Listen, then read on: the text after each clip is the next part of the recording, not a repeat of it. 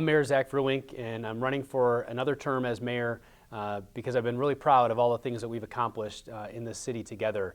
My Rapids roots run deep. I started a small business in Wisconsin Rapids at the ripe age of 15, and I really saw at that age and over the time that I owned that business, the needs that our businesses had in our community, as well as the opportunities that we could continue to market our city, to grow our city, and to reinvest in our city to make it a place that more businesses could take advantage of and could grow in our community and create jobs. I look forward to your vote on April 7th or early in person at City Hall to continue to keep our city moving forward.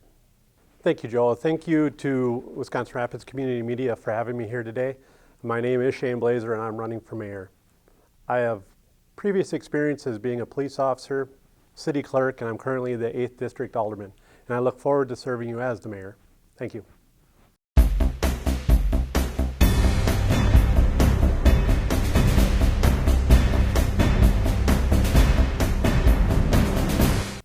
Well, given the current climate that we're in with the COVID-19 pandemic, capitalizing on the assets and the strengths that our city has will be paramount in recovering from the economic and the community slowdown that we're going to experience as we move through the public health crisis that we're in. And as we look forward, we're going to need to support those small businesses by giving them the resources, maybe offering some flexibility to make sure that they're successful. As it relates to promoting the community assets and facilities that are currently under construction, the city really did those and prioritized those investments because we needed to differentiate ourselves. How are we standing out from other communities that businesses and residents might be looking to set down and grow roots in? And in Wisconsin Rapids, with the Aquatic Center and the community facilities like turning a dying shopping mall into a really state-of-the-art YMCA Boys and Girls Club and a new VA Center for veteran healthcare services, Metalco, a company that selected Wisconsin Rapids for its Midwestern expansion, cited those investments, the reinvestments that Wisconsin Rapids made, as one of the many reasons they selected Wisconsin Rapids over other communities. So these investments and leveraging these investments as we go forward are really important to restoring confidence. One of the ways or reasons that I ran for mayor at first was to restore confidence in our community, that we are not a place of decline or disinvestment. While we had been a one-company town for many, many years and still wear that blue collar proudly, we're much more than that, that we're a community that is on the improvement, is on the incline. And it's because of these reinvestments that residents and businesses have cited selection of Wisconsin Rapids, again, to grow roots in. And so as we go forward, we're going to need to continue to market these facilities as things that are assets not only for our residents to utilize, but also as we attract and retain businesses in the community. And again, as we move through the pandemic that we're experiencing, our businesses are going to need all the support they can get, particularly if there's an obligation that they're faced that they can't overcome. Currently some businesses are closed, and we're going to need to continue to support them so they can reopen and rehire the people that they may have had to lay off during this difficult time. So I look at that as a two-part question. The first part being government, and the second part being non-government. The YMCA would fall under the non-government part. That was community coming together to put together and fundraise for an amazing new facility. The other one, just as the example, is the Aquatic Center, and that was funded by taxpayer dollars. Both those things, I don't want to use capitalize, I'd rather use partnerships, because I don't want to use these to better our city. I think the projects themselves are a betterment to the city. And just as an example with the YMCA, that's going to draw a whole new group of people to our downtown area, and which is going to benefit our downtown. The other part with the Aquatic Center, I think and what I plan to do is form a very strong relationship with our Convention and Visitors Bureau. And they spend so much time promoting our area, putting together bids and proposals to bring events to our area. And with the Aquatic Center here, we'll be able to put that as part of our bid as something that we have here for families and kids to do when they come here for events.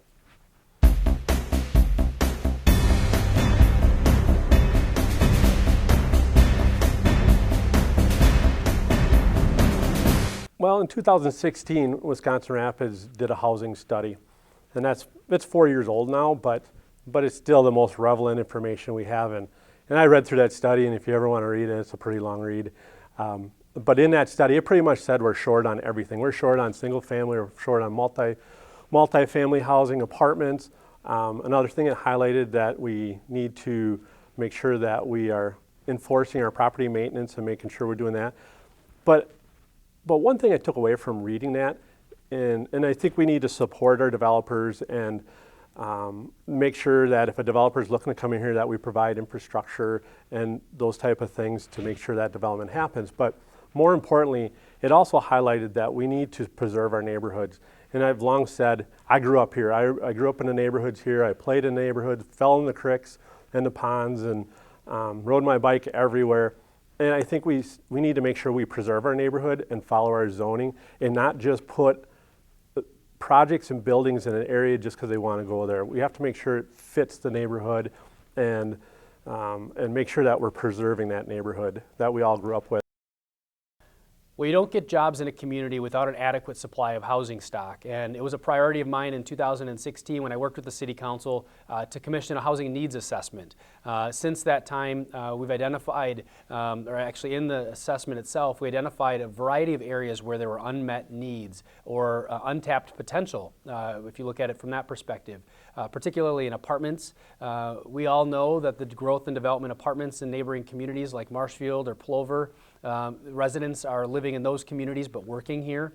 And that's a missed opportunity. And so the housing needs assessment highlighted investments in apartments such as those, so that way we could attract residents who are wanting or are finding jobs in Wisconsin Rapids and also want to live here and not have to commute from other communities. And so certainly there is going to be an ongoing need to prioritize housing. I know historically that wasn't something the city invested a lot of time and resources in. As mayor, though, I heard from our business communities firsthand that if we didn't prioritize investments in housing, whether it's maybe making land available or working with them on applying for federal tax credits or state tax credits, that the city has been proud to be a co-applicant with a number of projects. For example, the apartments at 16th and Pepper across from Lincoln High School, the senior housing projects was another area identified. I know senior housing sometimes gets caught up in being something negative, but really senior housing is critical. That if you don't have adequate supply of safe and accessible senior housing, seniors are left to live in their homes in unsafe conditions where maybe they have to climb stairs or their laundry is not on the same level that they're living on. Those simple barriers really impact somebody's quality of life. And by adding senior housing, those folks can move out of their homes that they no longer are able to occupy, thereby creating an opportunity for a young family or maybe someone that's downsizing, somebody that's middle-aged. Maybe their kids have left, and so they don't have as much of a need, so they're maybe taking on a smaller home that a senior may have lived in. So housing is really paramount to growing the Wisconsin Rapids economy as we move forward. And I'm proud in my administration and my time that we've had a laser focus on one of the areas, particularly as it relates to economic development, on housing. And we're not done. We have a lot more to do. There are a number of housing projects that will come online this year. I know in the last 4 years, there's been 25 single-family homes constructed in Wisconsin Rapids. We're working on two subdivisions where the business community or probably the development community, housing developers, will be able to purchase that property or be able to get it at a reduced cost in exchange for commitment to build a certain number of homes in the city. So those are still priorities and active projects that I and the Economic Development Director and I are working on together. As it relates to apartments, we've had over $15 million in new apartment complexes built in Wisconsin Rapids area. And that's really important because our housing supply inventory and needs assessment identified that a lot of our housing complexes, or our apartment complexes, were aged and hadn't seen the reinvestment. So these new housing projects raise the bar and encourage those landlords to reinvest in those properties because competition is a good thing in the business marketplace. And as it relates to housing, it's important for a city to compete effectively with its neighbors if it's got a good supply of well-diverse housing options, as well as those that are affordable. I know affordability has been a concern. So we've worked to address the employer needs in our community by adding additional housing capacity, whether it's single-family homes, duplexes, apartment complexes, senior housing, all really together with an aim to grow the local economy and to make sure our businesses have the housing needs that their prospective and existing employees have.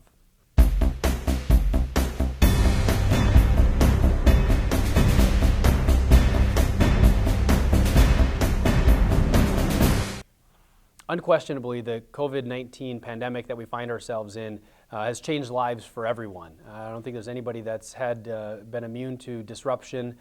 We certainly appreciate the frontline workers, those that are working in healthcare or public safety, are faced with right now, and appreciate their efforts to keep themselves protected and keep their families protected, and the additional time that they've all had to put in to this work. So as it relates to how the city has been doing with this project or dealing with this concern, for me, it's been communicating early and often with our residents to make sure that they have the information as it's coming to us, whether it's a safer at home order, whether it's keeping our employees safe. As public health and public safety, it's my priority to make sure our residents and our employees are safe.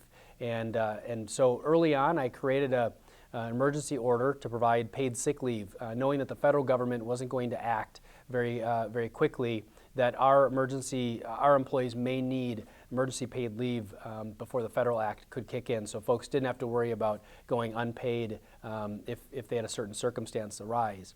As it relates to the employee, or as it relates to the public, it's so important that we continue to practice social distancing and look for measures to keep ourselves protected, to not be shopping with our whole family if we can keep some folks at home from our family, to again practice social distancing. As it relates to how it's impacted lives, I think it's given an opportunity for all of us to see how we could deliver different programs electronically. I think we're going to see telehealth become very popular as a result of this. I think online learning, electoral process, people voting, recognizing that they can vote absentee or vote in person early. Those are all, I think, benefits that we're going to see as a result of this. But I think it's going to impact our way of life in more ways than we can even anticipate at this time. As it relates to working with our business community, it's my priority to make sure that our business community is able to rebound, that we're planning for a recovery as it relates to moving through the health crisis and pandemic that we're experiencing. Because all those businesses employ people, and if they aren't able to rehire those people after the pandemic, we're going to have unemployment rates again that are higher than what we should have. Wisconsin Rapids, heading into this, had one of the lowest unemployment rates it's experienced in the last 20 years. In fact, the unemployment rate halved in the time that I've been in office, in part because of the reinvestments that have happened in our community, in our business community. Whether it's Mariani, who's tripled their workforce over my time in office, working with them. All of these businesses are going to be impacted, and so we want to make sure that as you consider voting for a candidate for mayor, that they understand the real challenges, the gravity of the issue, to be able to leverage relationships with state and federal partners to make sure that our city and our residents and businesses have the resources that they're entitled to, because we know those dollars are going to go somewhere, and we need to make sure that they're flowing to Wisconsin Rapids to the extent that they were designed. Well, being that we're in the middle of it right now, all of our lives have dramatically changed. Even Joe and I are maintaining our distance and proper social distancing, which I think is important. But as with every natural event that has occurred in our central Wisconsin area, we can go back to multiple hailstorms. We've had 2 big wind events. While I was campaigning earlier in the process, there was neighbors out helping neighbors yet. And I think that's a good thing about our community, our resiliency. And yes, right now we are very limited in what we can do, but we as a community will respond back. We will, and once we get the all clear and we get going again, we will start over again and we'll continue on.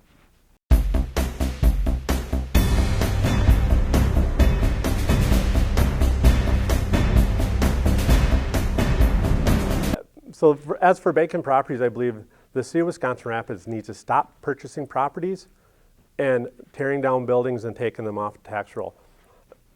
Every property that we have purchased still sits vacant, and we need to stop doing that. And we also need to start working with our newly hired community development director. He comes with skills that previous people in that position have not had. And I think we need to make sure he has time in his day to spend working on trying to fill these properties and selling them. Well, we have and continued to prioritize addressing vacant properties in my tenure in administration at the city, primarily with the major vacancy that we were experiencing with the declining shopping mall. That trends all around the country indicated that shopping malls were not going to be surviving much longer. I mean, there's exceptions, but very limited exceptions in very densely populated urban areas. But in a community like Wisconsin Rapids, we were proactive in working with funders like the Legacy Foundation, as formerly as a member of the Boys and Girls Club Board of Directors myself, and wearing many hats and trying to find a way to identify whether or not it was going to be feasible and successful ultimately to take on the dying shopping mall. So that would be one area that we've been successful. Unfortunately, because of the early winter we had last year, that project was supposed to open March 1st, but now has been shifted to June 1st because of not being able to get asphalt in the parking lot and curb and gutter done.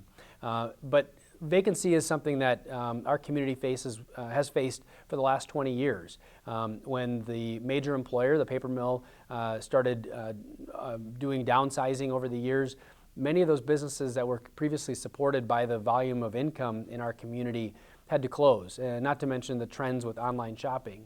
And so it's a priority of mine to continue to identify those areas and hotspots to prevent them from becoming blighted, but also preparing for its redevelopment and reuse. In my time in office, we've worked to bring DNR grants. So in the case of there might have been an environmental contamination issue, actually the Rapids Mall was a prime example where we were able to partner with the project while it was entirely funded by private donations, gifts, and grants. The city was able to work with them on getting a state grant. So while there wasn't any city money in the project, we were able to work in partnership with the YMCA Boys and Girls Club redevelopment to get that site assessment DNR resource to offset. And that's the challenge with a lot of these vacant or blighted properties is they have an environmental concern associated with them. So as mayor, it's been my priority to identify those state and federal resources, to apply for them on behalf of the community, and then get them to work. One other priority of mine is the foundry over just adjacent to the studio that we're in today. That foundry had a fire, unfortunately, and the business owners decided not to reopen after that situation. And so then now we're facing a blighted property that we're going to have to prioritize. Now the city doesn't own that property, so there are limitations about what the city can do. But it's things like that, identifying those properties. West Grand Avenue is another prime example. As you enter the city, the former Hanks Auto, the city was able to work with Wheelers, Chevrolet, and to get a major cleanup of a blighted and an underutilized property as it came in as an entrance to the city. Downtown, we've also applied for DNR grants to repurpose and redevelop the Easttown Plaza offices. It's the property along 2nd Street downtown behind the Flatiron Building. It's a great property now that the city was able to step in, take ownership, do some demolition interior-wise. Now we've got a developer that's looking at taking that on and making that into apartments and some retail space. So it's things like that where the city has a critical role to play. The city can't sit idly by, and you can't just say, oh, we're not going to spend any more money because you're not going to accomplish these types of projects. So in my time as mayor, we've really prioritized these things. You know, we could be doing a lot more things, but you literally have to focus or you're never going to get anything accomplished. And so during my time as mayor, that's been our priority. And further, thinking about the Triangle Project, the property across from the courthouse. As it related to housing, our community still faces a housing shortage. And there's a lot of empty nesters, there's a lot of snowbirds, there's also young professionals who have similar interests in not necessarily owning a single family home and all the maintenance obligations that go with it, but either want an apartment or a condo and be able to have close proximity to the goods and services that they consume. And so that was a project, again, that was in partnership with Wood County, and we're going to be making strides, hopefully as we come out of this economic slowdown with a developer that will want to take advantage of that property, all by way of creating tax base that foregoes future tax increases as we work to maintain the service levels that we have at the city. The property tax is something that has been, fortunately, we've been able to have $69 million worth of growth in our city, and it's because of investing in these and prioritizing these vacant, blighted, and underutilized properties in the city.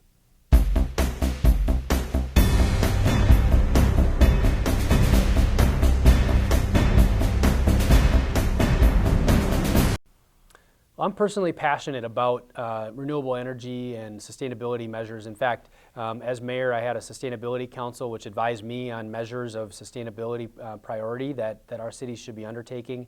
And further, as somebody that believes that I should leave a city cleaner and healthier and a planet healthier than I inherited it or that I occupied it, sustainability is really important to me. And I think our city has opportunities to make more strides in sustainable ways. The first of which I'm committed to in my next term is setting some goals for renewable energy production and consumption.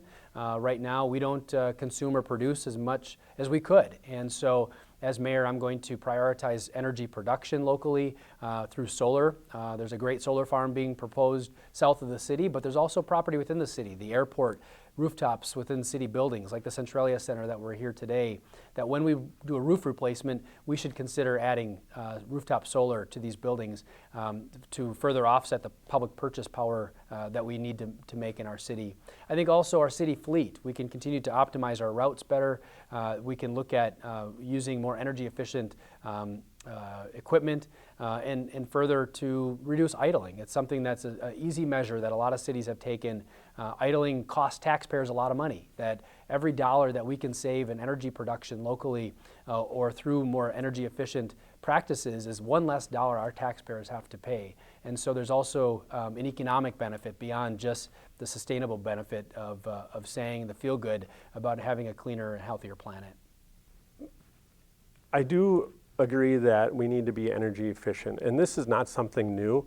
With previous administrations, we've always looked for energy efficiency. You look at our wastewater treatment plant, they recycle and reuse the methane to create electricity for the plant. 2018, we became a Soul Smart City, which opened some doors for solar opportunities in the community. And I think at every project, we need to look at ways to be energy efficient. But we cannot do it if it's going to not be cost effective and sustainable. Because if we put money into that technology and down the road it ends up costing us more in fixing that technology, then we're not really being energy efficient. I look at, every project that we do. When we look at the new riverfront, how beautiful it is, we've created $50,000 worth of new maintenance.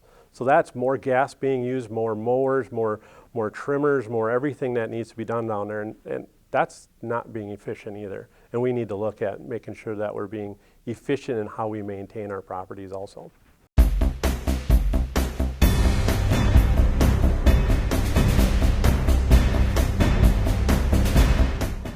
I feel a strength of the city is its people. We as a people, you look at what we've done for raising money for the YMCA and all the organizations and events in this community that are put on by people themselves. And I think that is one of our greatest strengths. When we need people to help out, there's people here to help. And I think that is a huge strength. Also, I think a strength of ours, and we're seeing it right now, is our public service sector. Our police, our fire, our city garage gentlemen, and the people that work out in the Park and Recs department. All these people are trying to maintain our city, and I think that's part of our success. And also, you want to include the healthcare people in there too. That these frontline people are amazing, and I'm thankful that they're here every day for us. Well, there's a number of areas. I think the one that isn't necessarily measured by a score or thermometer at all is confidence. That I ran for mayor really with a priority and an aim to restore confidence in this community. Confidence from the business community, confidence from our residents, confidence from in the government and through transparency. I think we've made great strides in bringing our public meetings online so folks can see firsthand the business that's being conducted at the city. I'd also say that we've had some major wins economically. I mentioned Mariani and their tripling of their workforce in a matter of 8 years. I mean, those folks have made some major reinvestments in their facility, but have also brought new packaging and new production lines to Wisconsin Rapids. These aren't the ones that you see on the, on a busy intersection. So when you don't see or drive by these facilities often, you don't see the progress that's being made because it's within the four walls of a warehouse or that type of thing. The attraction of Metalco, the aluminum manufacturer. This city was, for the first time in over 2 decades, able to attract a new industry to Wisconsin Rapids. And I'm real proud of that, because when we were contacted by a site selector, there was a natural feeling I felt when I took that call, and I said, we need to make sure that this plant doesn't have to look beyond Wisconsin Rapids. Now, the reality is they had dozens of sites they were looking through the Midwest, and we were able to stick with them, create a very realistic and reasonable incentive package that they ultimately were able to make a decision to choose Wisconsin Rapids. So the 80 jobs and $80 million they're reinvesting are going to be really transformative in adding $4 million of new payroll in Wisconsin Rapids. We think about Aspirus and Aspirus's growth after they acquired Riverview Hospital, that not only did they create the Legacy Foundation with over $150 million in assets and $7 million of annual projects that they are obligated to make in the community, but they also added over 30 jobs. They added additional providers, added additional services. I think as it relates to the drug epidemic, Aspirus has been a great partner by adding behavioral health services, somewhat supported by the Legacy Foundation. The city did its part by adding drug detectives to identify this activity in our community. So we added 2 drug detectives in my time within the police department.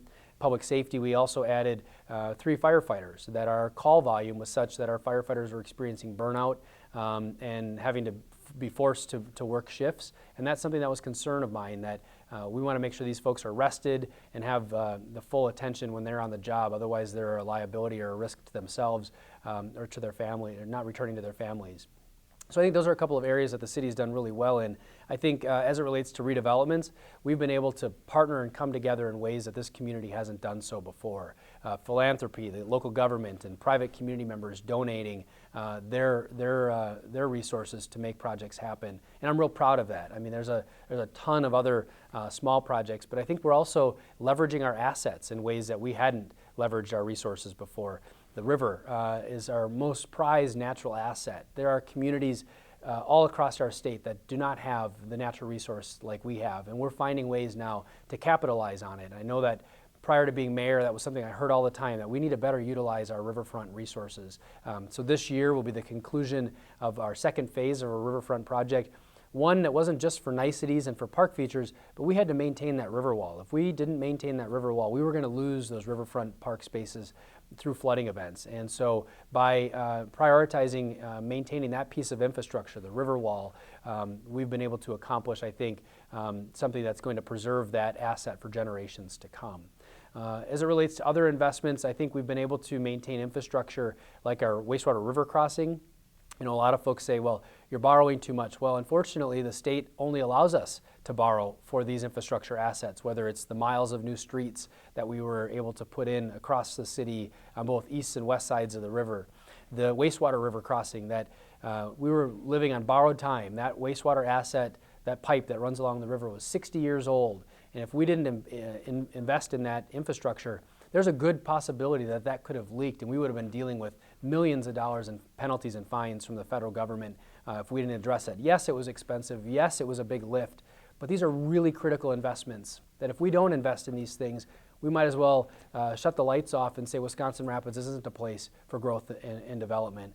That I'm real proud, and I think as it relates to reinvesting in our employees and maintaining services, it might be said, and it might be an easy campaign promise to just cut spending, but when the majority of the city's budget is wages, who are you going to cut? Where are you going to cut? Who's going to be first to be given the pink slip and be laid off from city government? And I'm very proud that in my time in office, that our employees have been given wage increases. We've worked to maintain the services that we've been able to keep and keep good people around at the city. And so through no layoffs and ultimately, we've also been able to keep the tax rating low. And so I think our tax increases have been, now if your property is worth more, you're going to pay a little bit more in property tax, but our tax rate, despite all these investments, has remained flat. So all great ways that I think our city is doing really well right now.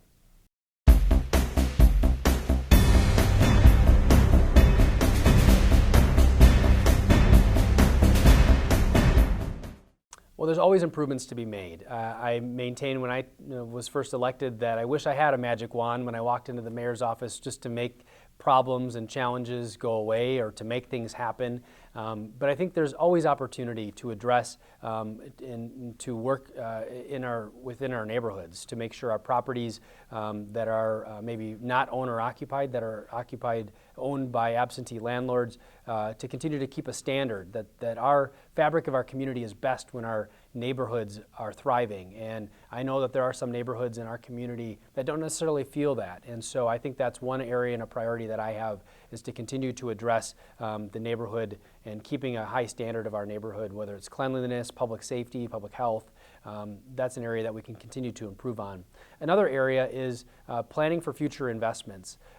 If we're going to continue to be concerned about debt and borrowing, we're not going to have good roads in our city. And so I think that's a community conversation that needs to be had.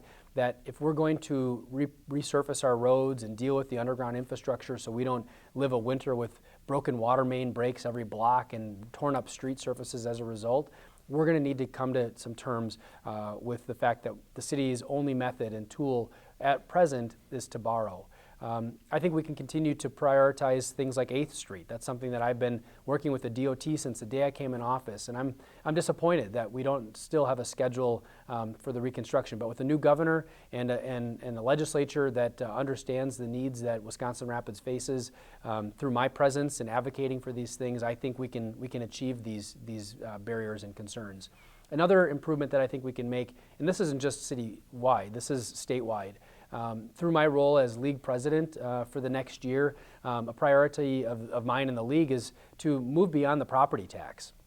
That none of us want to pay more property taxes every year, but right now that's the old relic that Wisconsin finances its local governments and state government through generally, in addition to income taxes, but the city does not collect any income taxes. So we're looking at other alternative revenue sources that maybe we could impose a sales tax that would fund our roads and our bridge work and our underground utilities. And who pays sales tax? It's everybody that is buying and making a purchase within a community. So in Wisconsin Rapids, over half the region's population doesn't live in the city, but they use our infrastructure. And so an improvement that I am committed to working on is trying to find a more equitable way to raise revenue versus hamstringing the people that just live in the community to pay for the infrastructure for everyone. Not only those that live here, but also those that are living outside that utilize our infrastructure every day. So it's really unbalanced, and I think there's an opportunity, and me as mayor, as my role as League of Wisconsin Municipalities board president, is to continue to work with our legislature and governor to understand that the old relic of property tax isn't serving communities well anymore. In fact, it's probably causing more harm than good. And so as mayor, I'm going to continue to advocate for that. We know that our seniors and a lot of our members of our community can't afford or are burdened with the property tax because their incomes are fixed. But if the value of their home goes up, they're going to pay more in property tax. And so there's alternatives, there's better ways, and I'm committed as mayor to be identifying those and working at the resident level and at their behalf to make an improvement. I think this is part of the reason why I'm running. You know, I believe in anybody driving around on our roads, you can tell our infrastructure is lacking.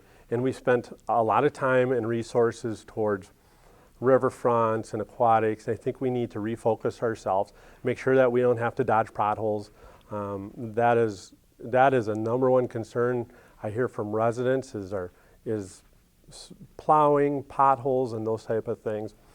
I also believe that, and I think because of these recent events, I think we need to be better prepared in emergency planning. 10 years ago under previous administration, we were starting to take courses at the time I was city clerk, and it's called NIMS, it's National Incident Management Systems, and it's through FEMA. And every level of our organization should have some type of training. And I think we need to make sure that any event that occurs in the future that we're better planned. And I think, and it's always been resonating through my whole campaign is our debt. You know, we're at once this year, and I guess I don't know if we can really include it as part of our debt right now, but we are planning on borrowing more money this year to finish the aquatic center and do road maintenance projects. And we're going to hit $27 million in debt, which is about just over 50% of what we are allowed to borrow. And that's concerning to me because we we just cannot afford to continue to take on more debt. And so we need to address the borrowing in this community.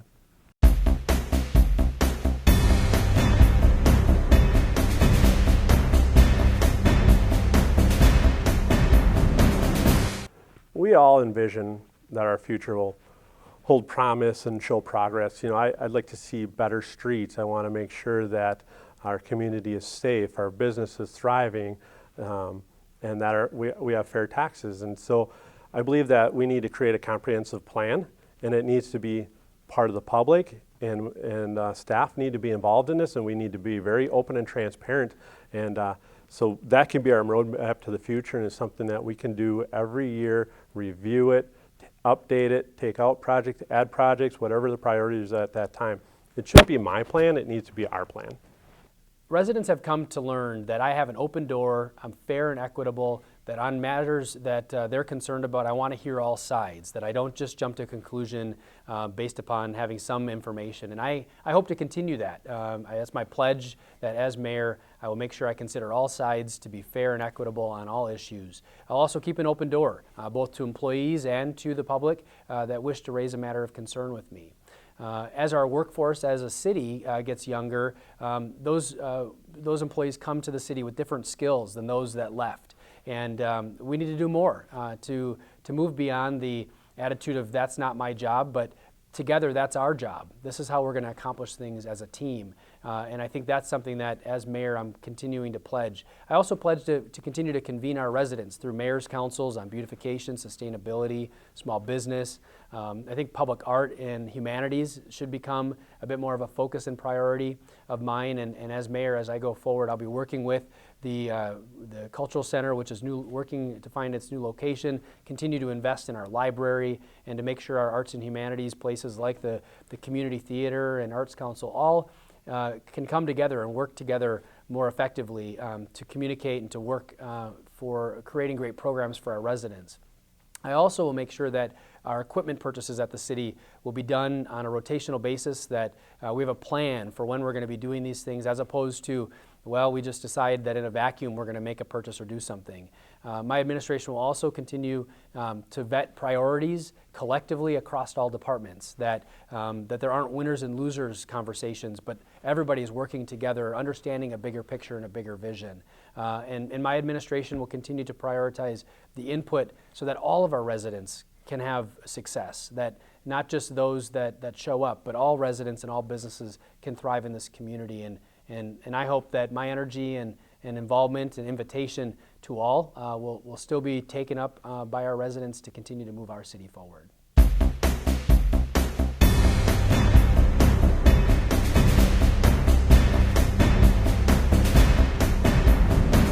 Thank you, Joe. I want to thank Joe and the Wisconsin Rapids Community Media for holding this interview and allowing us to meet the candidates and get to know us a little bit better.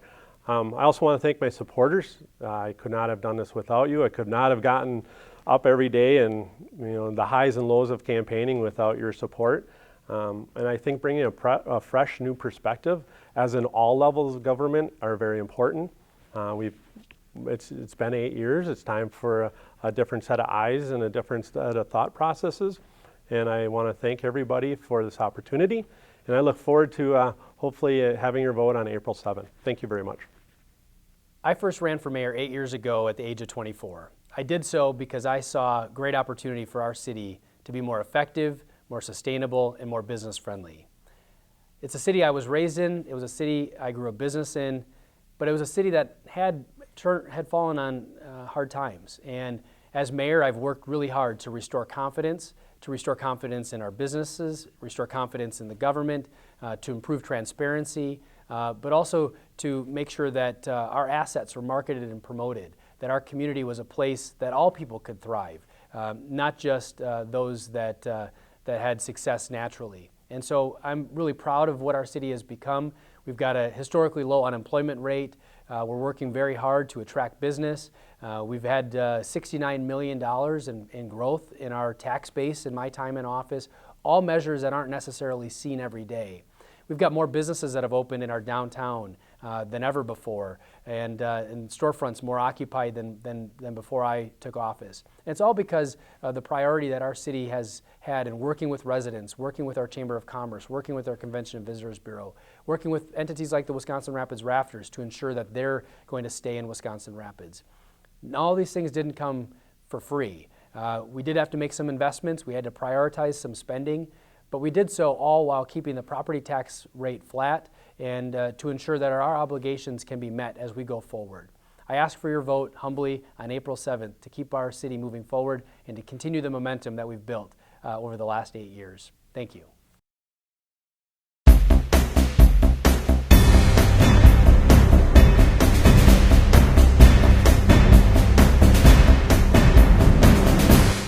Well, my name is Vernon Virginski. I've been a lifelong resident of the city of Wisconsin Rapids. I'm running for alderman of District Number 2, and I'm running on experience and leadership. Over the years, I've held many jobs, many positions with the city of Wisconsin Rapids. Starting back in 1959, when I got out of service, I went to work for the street department right away, and within 6 months I was a heavy equipment operator, and 6 years later I was appointed by the Common Council to be street superintendent, and at that time we had a crash program going on in the city of Wisconsin Rapids where we were separating combination sewers and installing sanitary and storm sewer. And the reason for that was because every time it rained, many people in the city had water and sewage in their basements. In 1972, I was appointed operations director.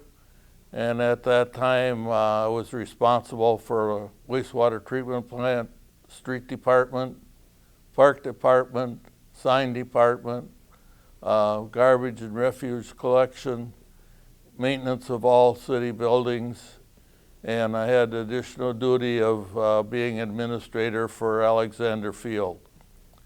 I retired in 1990 for a short period of time, and retirement didn't really fit with me, so I went back to work for a construction company, Overguard Construction.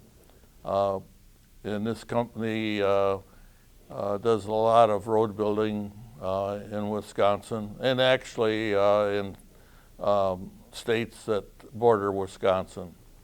I worked in a quarry and weighed trucks, loaded trucks, and helped in the production of road building material. During this period, after leaving the city, I ran for alderman, and I was elected alderman of the ward that I'm running for now, or the district that I'm running for now. And I served 2 years in that position, and also ran for supervisor on the Wood County Board, and I was elected to that position and served 2 years on the Wood County Board. Then I ran for mayor, and I was fortunate enough to be the mayor of Wisconsin Rapids for 8 years. And at the end of 8 years, I wanted to spend more time with my family, so I did not seek re-election. Now I'm retired, and I have time to spend at being a District 2 supervisor. I like to get out and travel the city and see what's going on, and talk to the employees sometimes. I like to see if there's some way that we can do our mission faster, easier, better, and cheaper. And that's my goal. to save the taxpayers' money if I possibly can. I get a charge out of helping people whenever I can. I like to feel that I'm a champion of the public or of the people. My name is Dean Veneman, and I'm running for City Council in District 2. I'd like to thank Wisconsin Rapids Community Media for this opportunity. In this new COVID-19 environment that we find ourselves in, we obviously cannot campaign door to door, which would of course be preferable. So I appreciate the help getting my message out. I was born and raised in Port Edwards, and after working in Colorado, California, and Madison for over 25 years, I returned to Wisconsin Rapids, where Holly and I live on the west side, about a block away from the middle school. We have 5 adult children, 4 grandsons, and our first granddaughter is due in July. This is my first venture into public office, and while I may not have experience in government, I do have experience getting things done. I've been a small business owner for over 15 years, and I'm the immediate past president of the Sunrise Rotary Club. The experience gained from running my small business and leading charitable organizations will be just what we need to help the city recover for the economic and emotional impact that the virus will surely have on our city. I'm running for office because I have a great passion for this community and some of the exciting projects that are happening in the area, particularly the YMCA and Boys and Girls Club, Metelco, the ND paper expansion, as well as the downtown renovation, and of course, the Aquatic Center. It is imperative that we capitalize on these economic opportunities because it's imperative that we attract and retain young people to our community. Attracting and retaining young people means we have to be a family-friendly community. So the safety of the children in District 2 is my top priority. My concern for family safety has been recognized as I'm honored to announce that I've been endorsed by Wood County Sheriff Sean Becker, as well as retired Wisconsin Rapids Police Chief and current Boys and Girls Club Operations Director Kurt Hoyer. I intend to reach out to both of them regularly for their support, and in turn I intend to lend my support to them. I will forge relationships with law enforcement, healthcare providers, and social workers to do my part to help curtail the opiate and methamphetamine crisis in our neighborhoods, along with the crime associated with it. It is my hope that the children that are born and raised here stay here, and those that move here learn to love the area as much as I do. Thank you.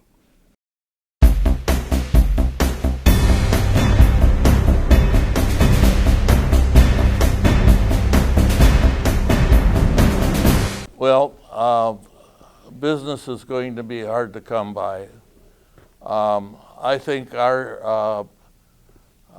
what I would look at or try to do is get an agency of the state government to locate in Wisconsin Rapids. If there was a school that was not being utilized, and I don't know what's going to happen at Lincoln High School, the old Lincoln High School. When we register our vehicles, our trailers, or our boats, we send it to Milwaukee.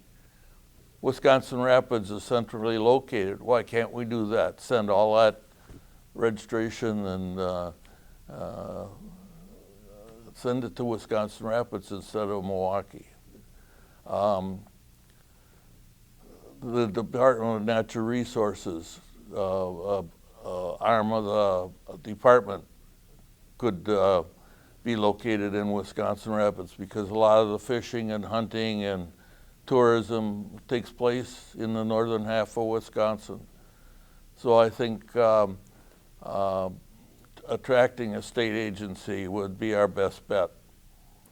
As a small business owner in the marketing and promotional field, my area of expertise lies in promoting projects and ideas. I'll utilize the resources available to me, including working closely with the newly appointed Community Development Director, Kyle Kearns, along with other leaders from the private sector as well as civic organizations such as Rotary or the Elks Club, to promote these opportunities.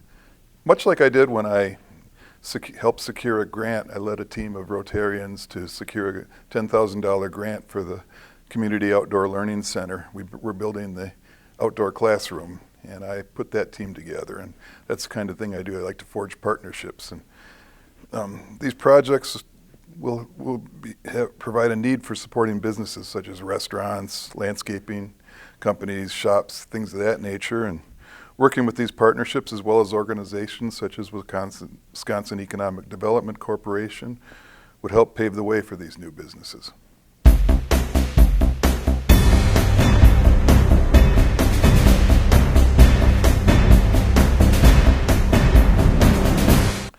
You know, I talked to a real estate agent friend of mine, and a recent study he told me about for the state of Wisconsin, that housing inventory statewide is down about 200,000 homes.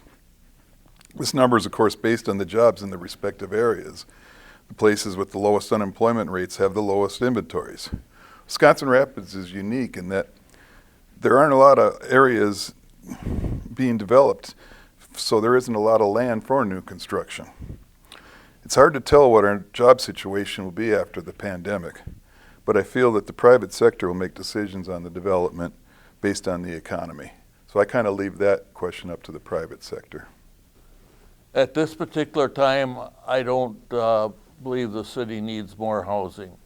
When I was mayor, I had some complaints that people could not find good affordable housing, and I worked hard to get the development that took place out on 32nd Street by the Washington School.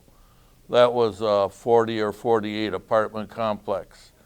I didn't know at that time, and nobody told me or told my staff, that another apartment complex was going up on the west side of the Wisconsin Rapids. So we had about 90 apartments that were built in Wisconsin Rapids all at one time.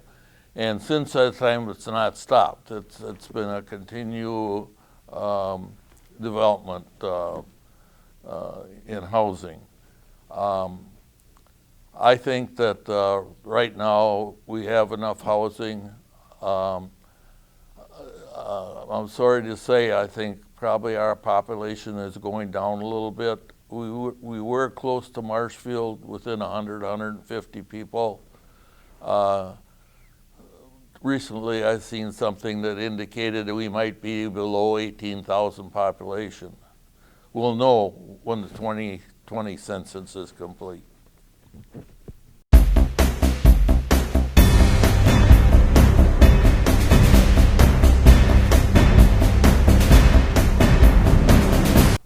The biggest need, of course, is jobs.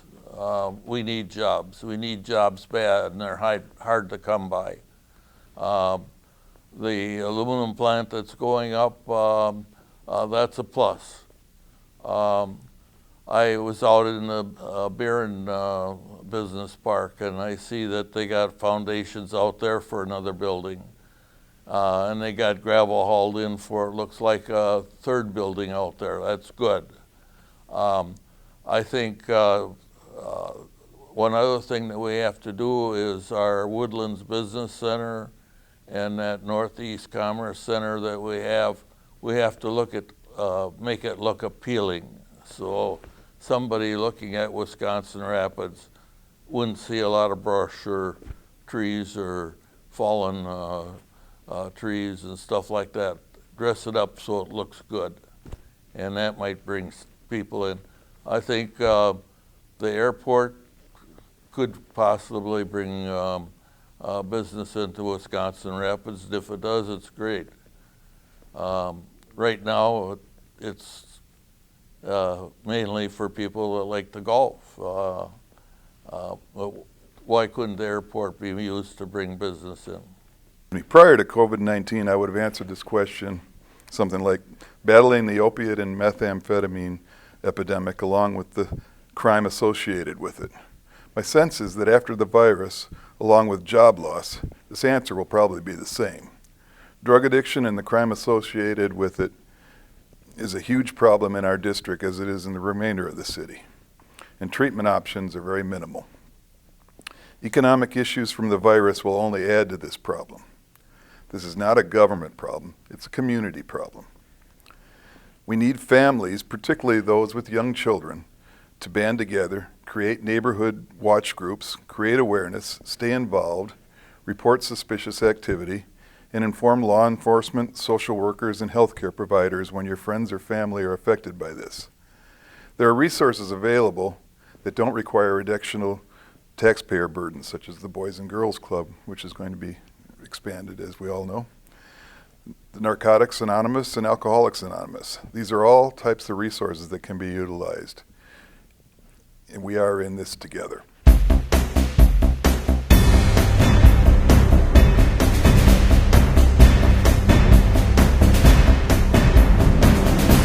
I think we're doing a great job with the beautification of parks and open spaces. Our city employees, by the way, are phenomenal. The job they accomplished from this storm cleanup last summer was second to none. I'd be incredibly proud to call these folks my coworkers if I'm elected.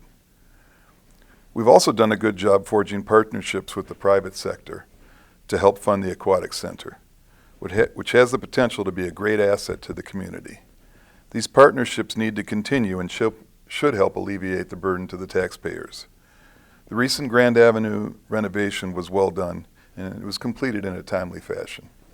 Well, before I left office as mayor, we had a consulting firm that came into Wisconsin Rapids that looked at our city. And we wanted to know where development would most likely take place. The west side of the river, they told us that the west side might not develop. And if it did develop, it would develop slowly for a number of reasons. Number one, a high groundwater table. Number two, rock formations. Number three, wetlands.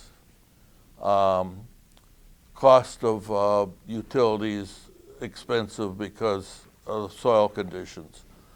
They told us that Wisconsin Rapids would most likely develop to the south and to the east. And that's what's happening now. That's what we're seeing. Business is almost out to Nepco Lake already. And where's business going to locate after 8th Street is filled? That's what we have to look at.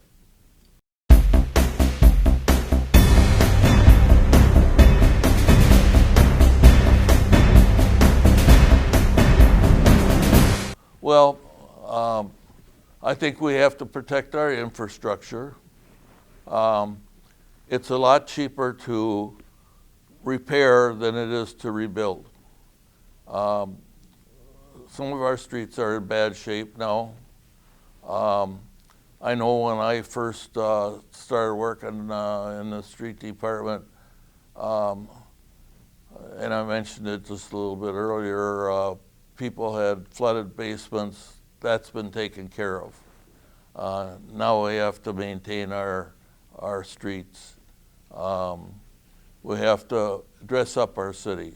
At one time we had some plantings along the expressway with flowers in, and the florists in the city donated the flowers. All the city had to do was plant them, but it was a plus. I think the trail along the river is good. I think we made some mistakes in the design of it, and it was costly. The trail along the west side of the river, I think from the Grand Avenue Bridge down to the Expressway Bridge only cost us something like $30,000. But the trail or the sidewalk along the east side from the Grand Avenue Bridge to the Expressway Bridge cost us hundreds of thousands. So I think tourism could add. Farming is sort of dropping off. Cranberry industry, I think, is doing quite well. We just have to keep pushing and see if we can develop something new. While we're doing a good job beautifying public properties, our efforts beautifying private neighborhoods, homes, and apartment complexes, and enforcing ordinances for that are lacking. Too many properties are run down, in dire need of renovation, and quite frankly unsafe. Garbage is often piled up in front of the residences, and vehicles are routinely parked on the grass. Enforcement of these ordinances needs to be adhered to more strongly. Also, excessive speeding in several throughways throughout the city, and particularly in several in District 2, need to be more strongly enforced. And finally, long-term plans to reduce borrowing definitely need to be reviewed.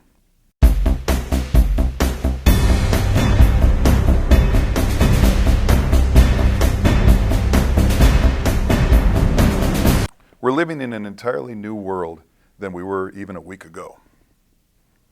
And it's going to be different even a week from now.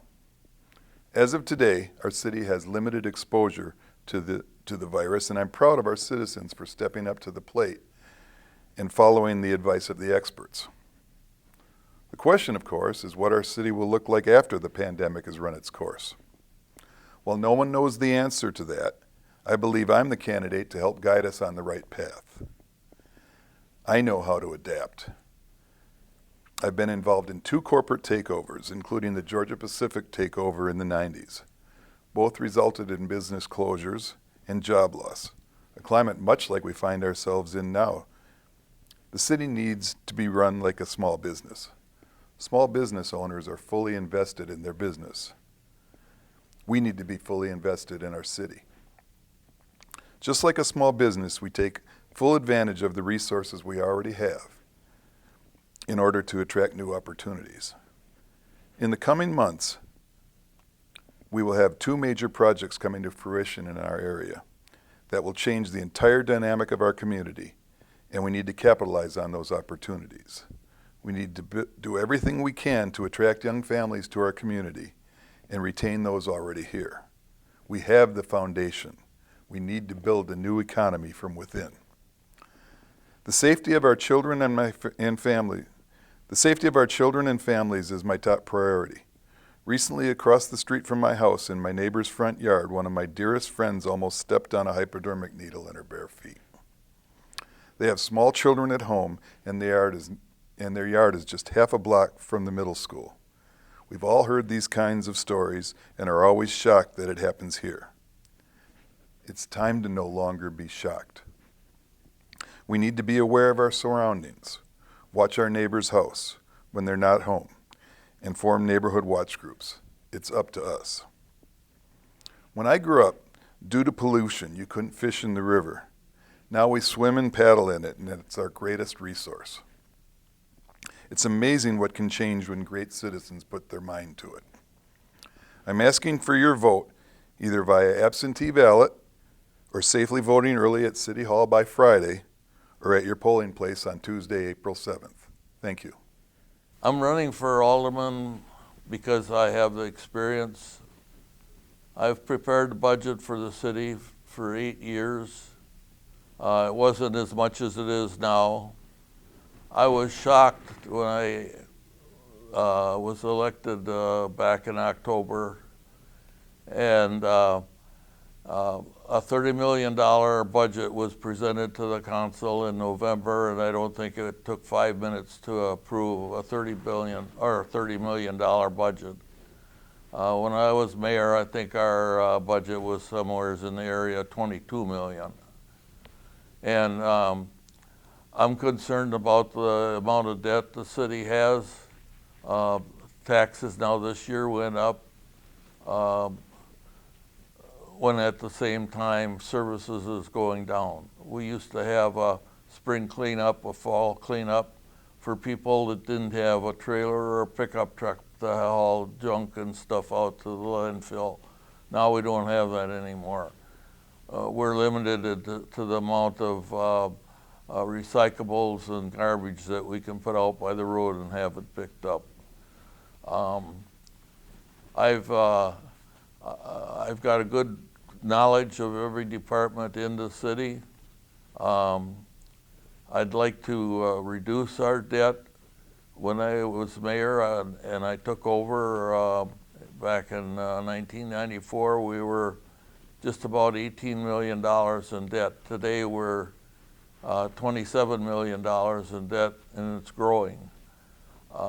I think the special assessments for improvements in front of private property is excessive, and a lot of the people can't afford it. I'm not against sidewalks. I think where sidewalks are a safety factor, could provide safety to the public, I have no problem with that. But I question whether we need sidewalk on both sides of the street and whether or not the property owner is responsible for 100% of the cost. For every square foot of sidewalk that's installed in front of private property, it costs over $4.50 a square foot. Not a running foot, a square foot. So that's about $20 for 5-foot wide sidewalk. So if you put that in front of your property, that gets pretty expensive. Next, sidewalk is not on private property. It's on street right of way. It starts at the property line and it goes out into the street right of way. Once the sidewalk is installed, the property owner is responsible for maintaining it, keeping it shoveled. If it's not shoveled in 24 hours, the city can shovel it and bill the property owner for that. If the property owner doesn't keep the sidewalk free of ice or debris and somebody falls and gets hurt, they don't sue the city, they sue the property owner. So the property owner has to have an umbrella policy to cover them, and so they have to pay for the premium for that. So sidewalk is not a good situation for property owners. And since it's so expensive, I think that in a lot of cases, sidewalk is only necessary on one side. Now, the city did put sidewalk on 10th Street and on 12th Street, and only on one side. High Street, Chase Street, they're putting sidewalk on both sides of the street, and I don't think there's enough foot traffic to warrant it. And it is expensive. So I think the city has to do something to get the special assessments for the property owners, particularly the elderly and the people less fortunate, because it's difficult, if not impossible, for them to pay.